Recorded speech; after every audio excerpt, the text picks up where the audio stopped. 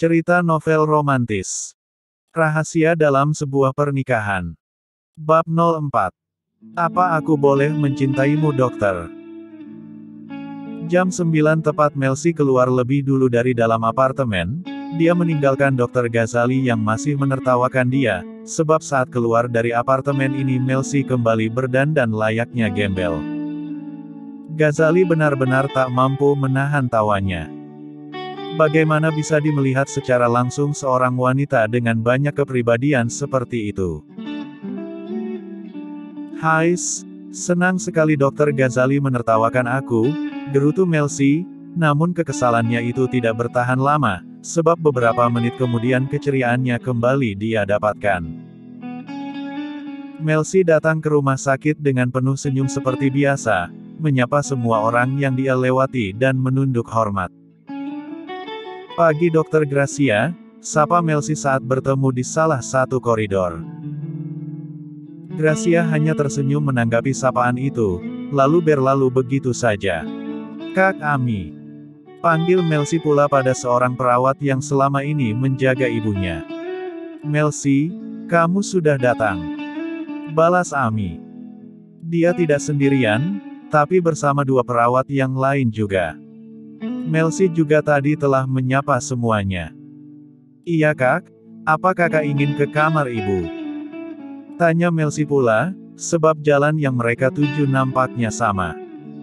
Iya, pagi ini pemeriksaan secara menyeluruh saraf-saraf Ibu Wilda.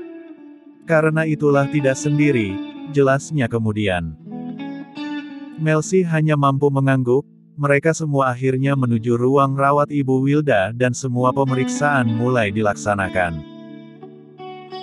Melsi memang diizinkan masuk juga, tapi tak bisa melihat terlalu dekat karena akan mengganggu kerja para perawat. Jadi di pinggir ranjang itu, Melsi hanya mampu memperhatikan. Sekitar 30 menit akhirnya semua itu selesai.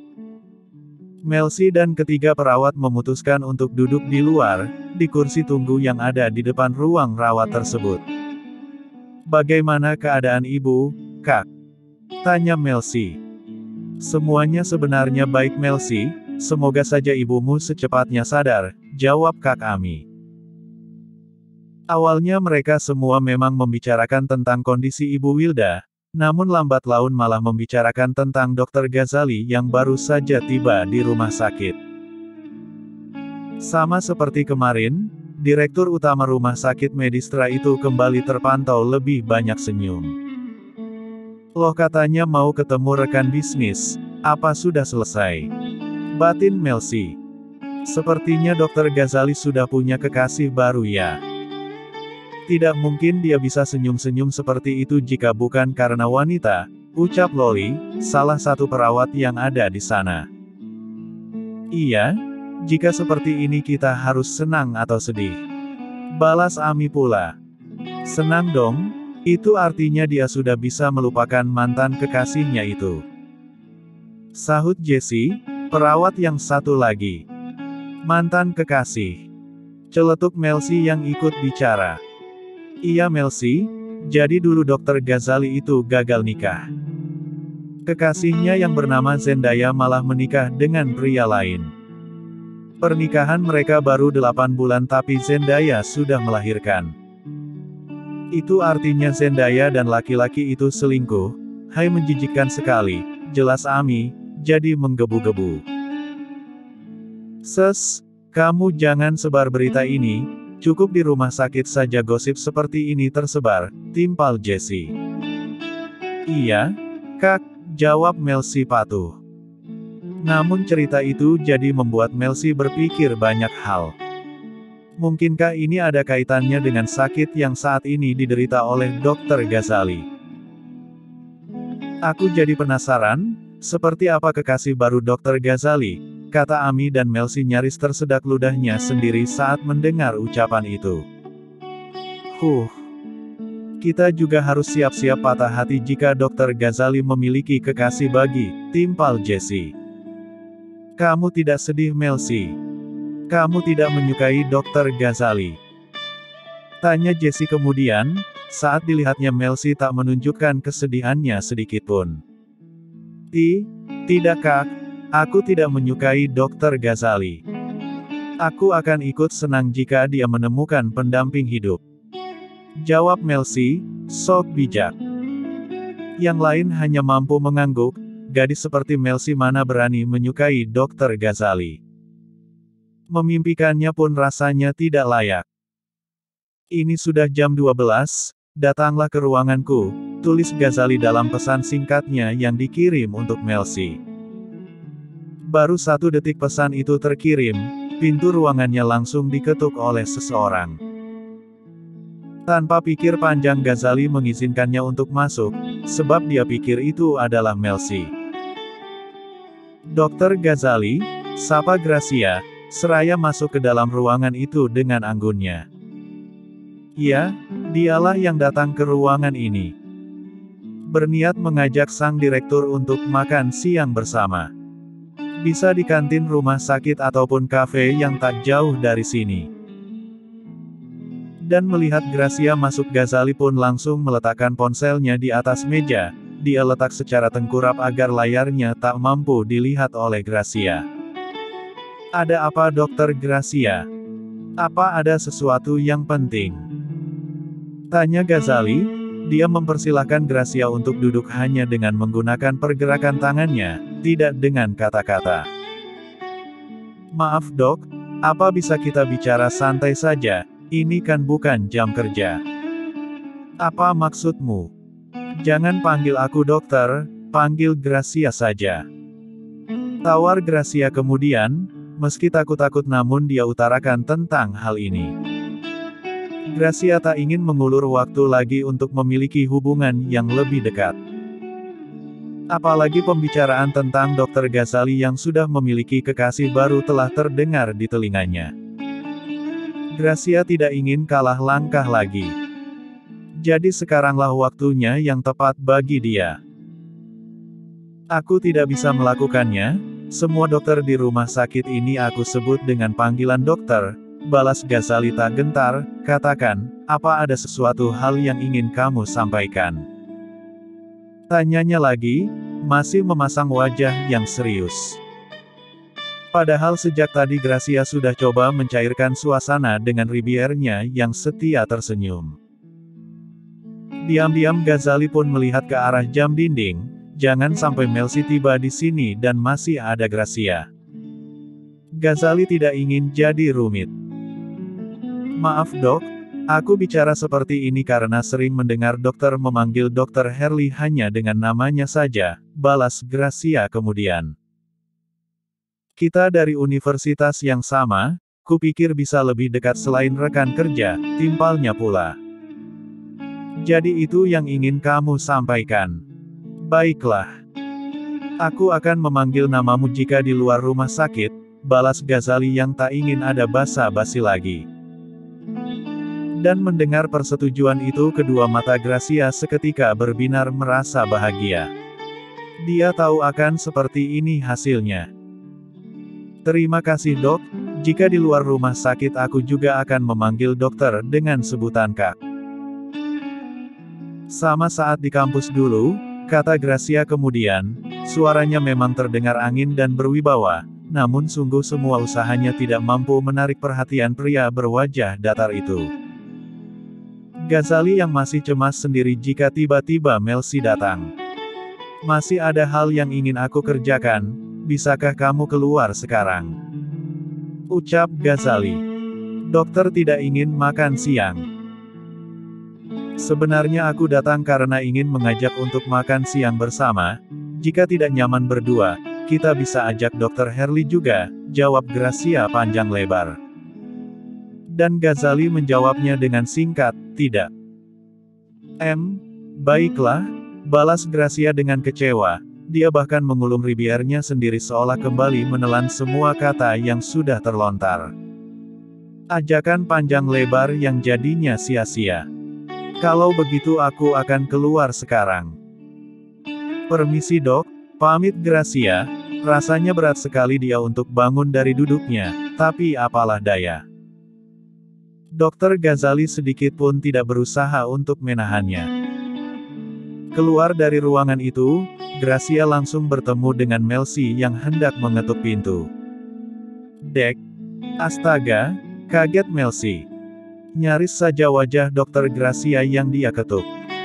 "Untuk apa kamu datang ke sini?" tanya Gracia setelah menutup pintu. Dan Melcy terdiam, seketika gelagapan.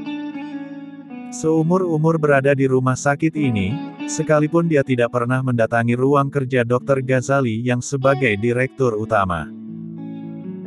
Jika untuk konsultasi biasanya dia bertemu Dr. Ghazali di ruang praktek yang ada di bangunan lain. Sementara ruangan ini ada di lantai 5 rumah sakit. Khusus ruangan manajemen. "Melcy, kenapa malah diam? Untuk apa kamu datang ke sini?" "Maaf dok, saya ingin menemui Dr. Ghazali untuk bertanya sesuatu tentang kondisi ibu," jawab Melcy dengan wajahnya yang nampak sendu. Sungguh, sebenarnya dia tidak ingin menggunakan ibunya sebagai alasan.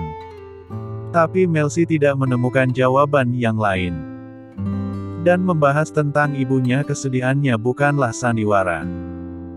"Kamu bisa bertanya pada Dr. Ghazali saat dia memeriksa ibumu di jadwal kunjungannya, tidak sopan menemuinya di ruangan seperti ini," jawab Gracia pula. Bukan tanpa sebab, dia hanya ingin menunjukkan protokol rumah sakit yang benar.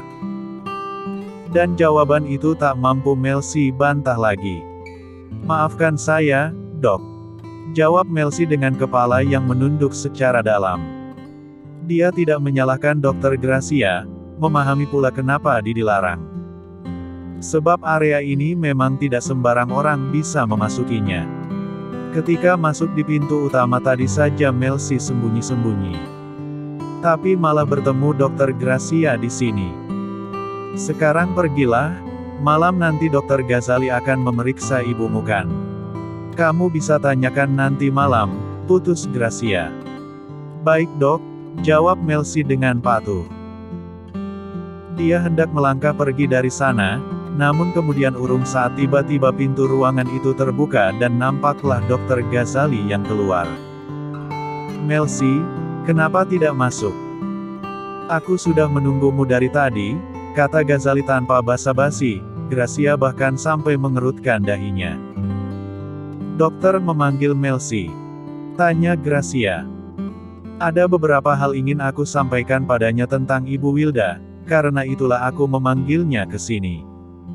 "Oh," ucap Gracia, tapi hanya mampu dia ucapkan di dalam hati. "Kenapa tidak bilang jika Dr. Ghazali yang memanggilmu? Aku akan segera mengizinkannya jika seperti itu," kata Gracia pada Melcy. Namun belum sempat Melcy menjawab, Ghazali sudah lebih dulu menyahut. "Masuklah, titah Ghazali." Dia membuka pintu lebar-lebar untuk Melcy.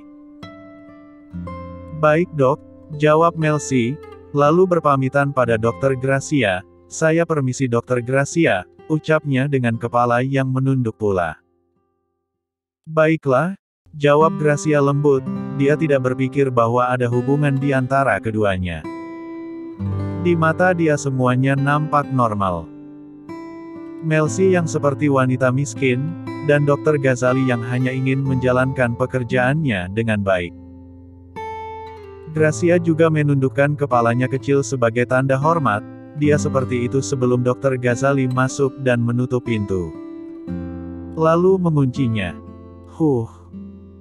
Ghazali pun membuang nafasnya lega, hubungan seperti ini dengan Melcy membuat jantungnya berdetak dengan tak biasa. "Dokter tidak masalah bertemu di saat penampilanku seperti ini?" tanya Melcy. Mereka masih berdiri tak jauh dari pintu yang telah terkunci tersebut. Melcy sadar pula sekarang dia seperti gembel saat berada di samping Dr. Ghazali yang begitu sempurna. Ghazali tak langsung menjawab, dia mengajak Melcy untuk masuk lebih dalam. Meletakkan kotak bekal yang dibungkus plastik hitam oleh Melcy agar tidak menarik perhatian semua orang. Masih berdiri di dekat meja dan sofa itu, Ghazali pun menarik pinggang Melcy agar lebih dekat. "Seperti ini agar aku nyaman," kata Ghazali. Dia lalu melepaskan 4 kancing baju Melsi yang ada di bagian dadanya. Hingga dade yang terbungkus bea berwarna merah itu bisa dia lihat dengan jelas. Terakhir Ghazali pun melepas pengait yok yang dipakai Melsi hingga jatuh ke lantai. Melsi jadi hanya menggunakan baju blus itu saja, sepanjang paha hingga seperti gaun yang sekesi. Setelahnya dia ikat rambut panjang Melsi dengan rapi. Melsi memang selalu membawa ikat rambutnya yang dijadikan gelang. Begini lebih bagus, kata Melsi pula. Dia menambahi usaha yang dokter, dengan menarik bajunya turun hingga ke lengan, jadi pundaknya terbuka dengan sempurna, dadanya makin terpampang nyata. Ghazali tersenyum, apalagi saat dia mulai merasakan desiran di bagian inti. Namun belum cukup mampu untuk membuat intinya berdiri. "Dok," panggil Melsi dengan suara yang mulai manja. Kini mereka telah duduk di sofa. Ghazali menyangku Melsi. Mereka belum mau makan, masih ingin saling bermanja-manja dulu. Ghazali juga terus menatapi kedua buah imut Melsi yang mempesona. Sampai detik ini dia belum mengalihkan pandangannya pada Choco Chips itu, membuatnya sangat penasaran. "Kita tadi menggunakan ibu sebagai alasan pada Dr. Gracia. Aku tidak ingin ibu jadi bahan kebohongan kita," kata Melsi. "Baiklah, kalau begitu kita bicarakan tentang ibumu lebih dulu. Aku akan coba teknik akupuntur untuk membuatnya sadar dari koma," jelas Ghazali. Dia memahami tentang teknik itu dari ibunya yang juga seorang dokter. Mendengar penjelasan tersebut kedua mata Melsi sontak berkaca-kaca. Dia tahu Dr. Ghazali melakukan ini sebab sekarang mereka telah menikah. Jika mereka masih tak memiliki hubungan, pasti hanya akan menunggu ibunya sadar dengan sendirinya. Tanpa banyak kata Melsi langsung memeluk sang suami dengan erat, mengecup leher Dr. Ghazali dengan penuh kasih sayang. Meski belum tahu bagaimana hasilnya nanti, tapi Melsi sudah sangat bersyukur karena mereka akan berusaha. "Terima kasih, Dok," kata Melsi dengan tulus, masih dengan dekapannya yang erat. Dan Ghazali pun membayas dekapan itu pula. Sesekali mengecup pundak Melsi juga. Sampai akhirnya gemas sendiri dan membuat tanda merah di sana. Awalnya di pundak dan akhirnya di leher. Lalu turun di bagian atas buah imut Melsi. "Dokter," geli. Rintih Melsi saat Dr. Ghazali malah bermain-main dengan buah imutnya. "Ayo makan dulu, bukannya aku tidak boleh lama-lama di sini?" tanya Melsi kemudian setelah sang dokter melepaskan buah imut itu yang terus ia kecup. Tapi belum sempat Ghazali menjawab, Melsi sudah lebih dulu bicara lagi. "Dia ini banyak sekali bicaranya. Maaf dok. Tunggu dulu, aku masih penasaran akan satu hal. Maaf juga karena harus membicarakan tentang hal ini, tapi apa aku boleh tahu tentang mantan kekasih Anda?" "Zendaya namanya," tanya Melsi. "Dari mana kamu tahu nama itu?" "Dari beberapa perawat, tapi aku akan merahasiakan jati diri mereka sebagai keamanan informasi." Ghazali lagi-lagi terkekeh karena ucapan Melsi, ada-ada saja jawabannya. "Apa karena wanita itu dokter jadi begini?" tanya Melsi. Dia membelai lembut dade sang dokter. Tangannya bergerak naik dan turun menikmati dade yang bidang tersebut. "Beberapa hari sebelum pernikahan kami, aku melihat dia berhubungan dengan pria itu di apartemennya. Pasti sangat menjijikkan untuk dokter ya?" tanya Melsi lagi dan Ghazali hanya menjawabnya dengan anggukan kepala. Untuk pertama kalinya akhirnya dia berbagi tentang rahasia ini. Selama ini tak ada satupun orang yang tahu alasan pasti kenapa pernikahan mereka batal. Bahkan kedua orang tua Ghazali pun tidak mengetahuinya. Bagi Ghazali ini juga adalah aib, dan kini dia membagikan kisahnya yang menjijikkan itu dengan Melsi. "Apa dokter tidak jijik denganku?" Aku kan juga awalnya seorang pela asteris. Tanya Melsi lagi. Setidaknya sejak awal aku tahu apa pekerjaanmu, tahu uang yang kamu pakai untuk apa. Bukan wanita yang mengkhianati aku. Sakitnya pasti masih terasa sampai sekarang, bagaimana bisa aku membuatnya sembuh? Tanya Melsi, lagi dan lagi, tangan Melsi yang tadi bergerak naik turun kini jadi terhenti di bagian hati, seolah bisa menyentuh rasa sakit itu. Jangan mengkhianati aku, jangan bermain curang di belakangku. Jika kamu ingin berhenti katakan langsung, jawab Ghazali, seolah dia mengatakan hal ini pada Zendaya. Melsi balas kata-kata itu dengan dekapan dan Ghazali pun membalasnya. Aku tidak akan mengkhianati dokter, aku tidak akan pergi jika bukan dokter yang meminta, balas Melsi. Baginya Dokter Ghazali adalah penolong. Menariknya keluar dari kehidupan kotor itu, bahkan berupaya untuk membantu ibunya sembuh. Mencintai Dokter Ghazali juga bukan hal yang sulit bagi Melsi, bukan hanya karena ketampanan dan uangnya, namun dia pun benar-benar bisa merasakan bahwa Dokter Ghazali adalah orang yang baik. Melsi akan rela jadi istri tersembunyi Dokter Ghazali sampai batas waktu yang tak bisa dia kira. Melsi akan tetap berada di sini sampai Dokter Ghazali melepaskannya. Jangan asal bicara Melsi, ucapanmu itu harus dipertanggungjawabkan, balas Ghazali, yang kini begitu sulit untuk mempercayai wanita. Aku tidak sedang membual dok. Dokter tahu sendiri aku adalah wanita yang tidak punya masa depan, jika bukan dokter mungkin tak akan ada pria yang bersedia menikahi aku meski hanya sembunyi-sembunyi seperti ini, balas Melsi.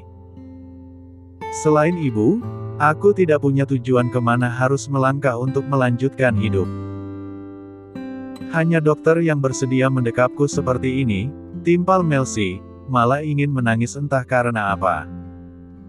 Mungkin lelah pula dengan kehidupannya sendiri. Para pelanggannya selama ini hanya menginginkan kesenangan, mana pernah dia mendapatkan dekapan yang menenangkan seperti ini, tidak pernah. Hanya Dokter Ghazali lah yang bersedia memberikannya. Dan mendengar semua ucapan Melsi tersebut, Ghazali hanya terdiam. Masih saja belum mampu percaya. Keduanya lantas saling melerai dekapan hingga jadi saling tatap, Melsi yang bergerak lebih dulu untuk mengikis jarak dan mengecup dengan romantis. Dekapan perlahan yang romantis sekali. Dok, apa aku boleh mencintai dokter? Tanya Melsi, bicara dengan nafasnya yang terengah. Lanjut ke bab 05.